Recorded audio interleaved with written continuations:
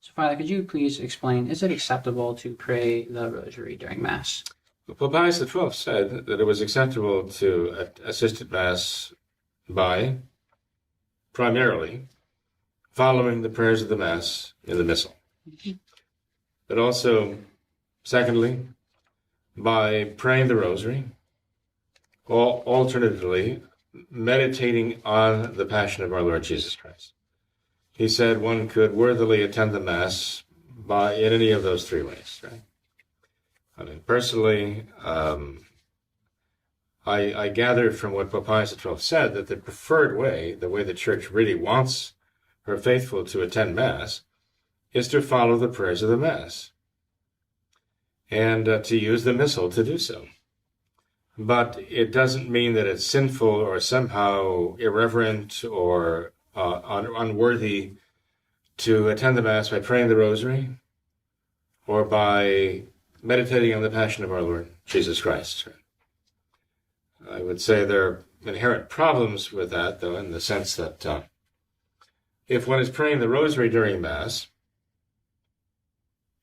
one could pray 5 decades or 15 decades of the Rosary. 5 decades of the Rosary would take about 15 minutes, perhaps, at most 20 minutes, and that leaves, what does one do then? Well, one could, I guess, spend the rest of the time meditating on the Passion of Christ. But whether one could remain in meditation on the Passion of Christ for the entire 40 minutes, 45 minutes, hour, maybe hour and 15, 20 minutes, hour and a half, required for a Sunday Mass, I don't know. That seems to be expecting a little much of most people. So again, it would seem to me that saying that people can pray the Rosary during Mass and meditating on the Passion of Christ during Mass inevitably is going to leave a great deal of the time of the Mass somewhat unaccounted for in their prayers. What do they do? Spiritual reading during that time? I don't think Pius XII mentioned that as an option.